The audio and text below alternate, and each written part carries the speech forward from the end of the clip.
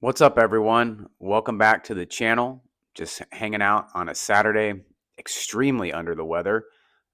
Day two of some kind of crud that both my kids caught and passed on to me. And yeah, yesterday was rough. Really bad sore throat, kind of dizzy. A little bit of a fever last night, but no fever today. And that's kind of my benchmark for feeling bad. Is if you don't have a fever, you should try to be somewhat productive. So here we are. Still not feeling great, but we're gonna trudge through because I'm bored and I can't just sit around and lay in bed. It drives me absolutely insane. On Thursday, I finished what is probably one of my top five favorite books I have read in my entire life. I was completely drawn into this book, captivated by the scenes that were painted in it, the narrative, which I'm going to get into here in a minute. It was just, I mean, absolutely fantastic. I'm talking about Stephen King's 11/22/63. This book was absolutely phenomenal. Um, it's a little bit lengthier of a read, but if you get into it like I did, you'll rip through this thing. It's right at 850 pages. I think I read it in about 9 days. I was taking breaks from work just to read like a couple chapters in it. It was absolutely amazing.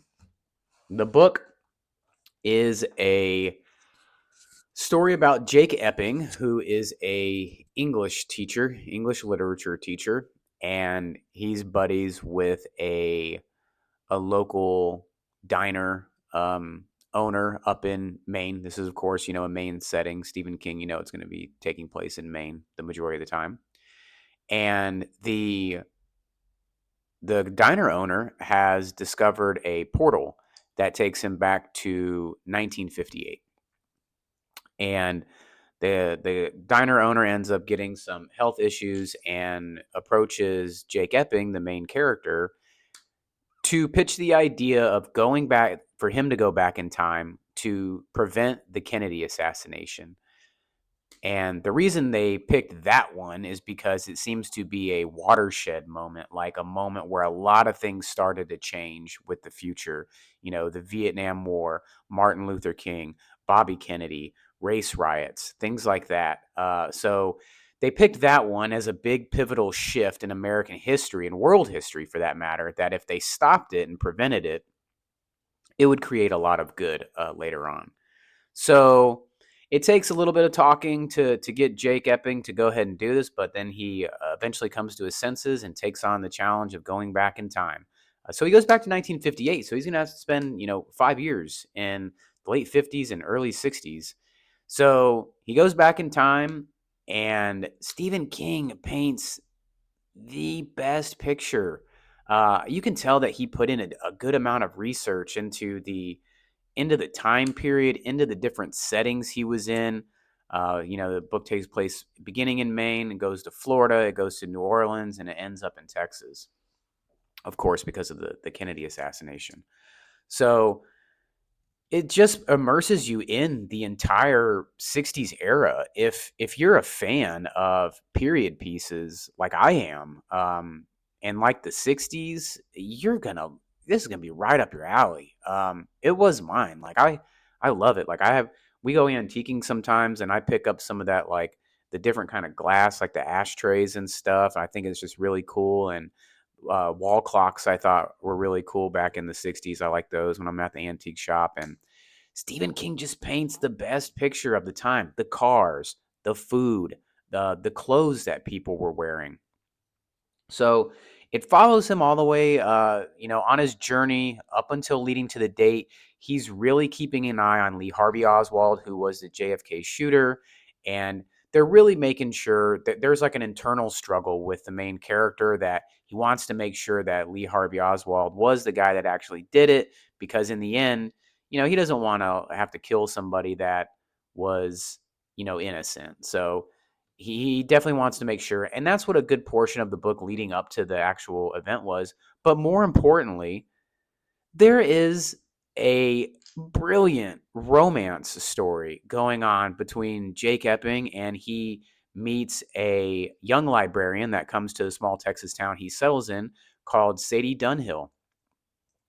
And their story, it, it's wonderful. It's great. I mean, I haven't liked the book this much since I read possibly Lord of the Rings back when I was in high school. I mean, it's just great. It goes there. It follows them a little bit too because Jake's from the future, so he says things like "right on" and stuff like that, and "awesome" and jamming some tunes and things that people don't say in the '60s. And his girlfriend picks up on this stuff. It's him trying to hide he's from the future, and she's kind of starting to figure it out. And I don't want to give away too much, but that story escalates there.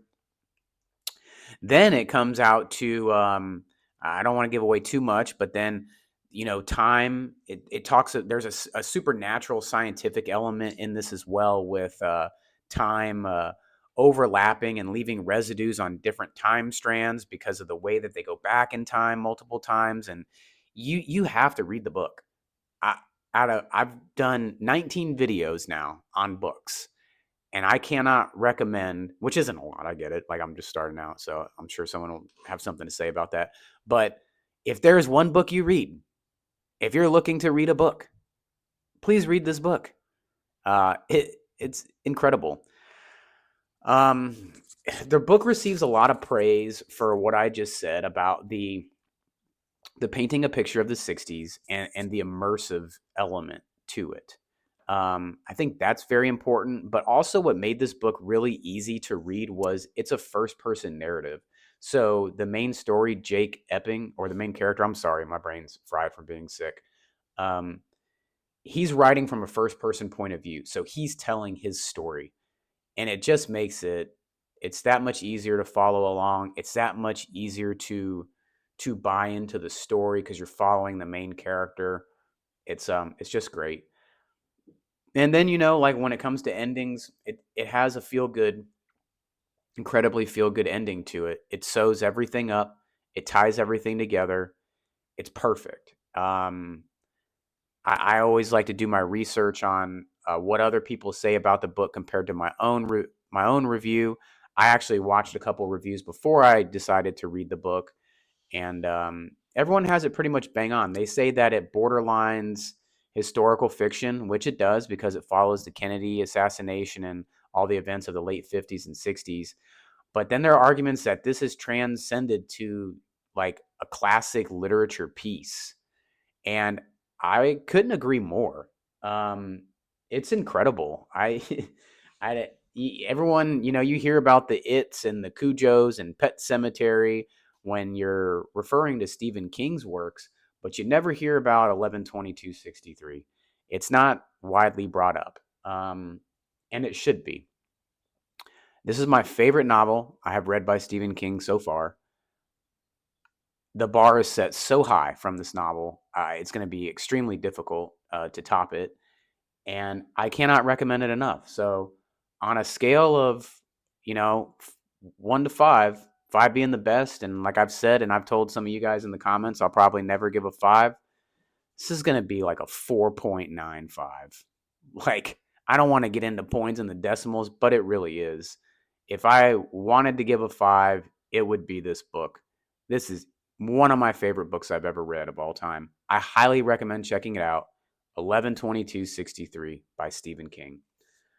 Um, what I'm reading now is I'm kind of shifting gears to some nonfiction.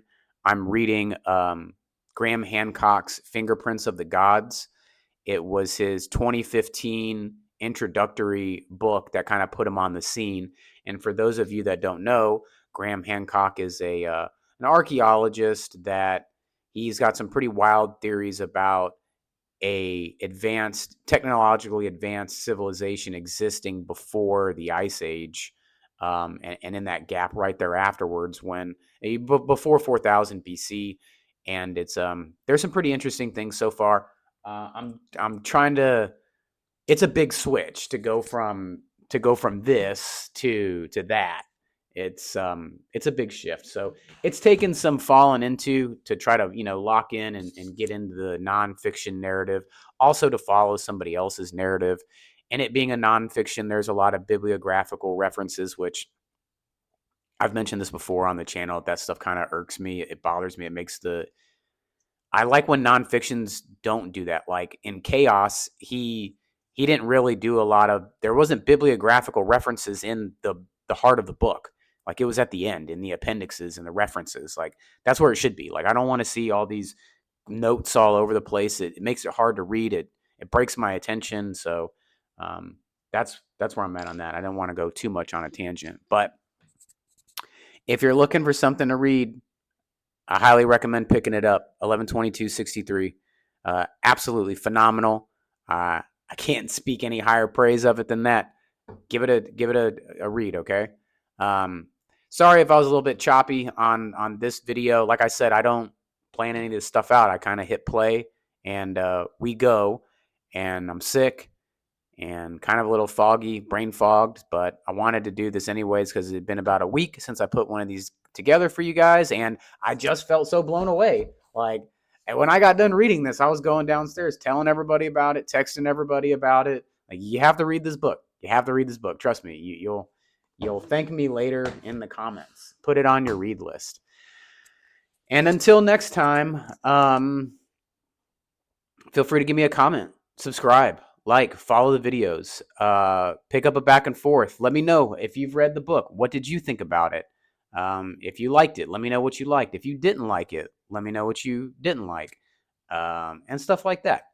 And as always, thanks for stopping by. Keep reading.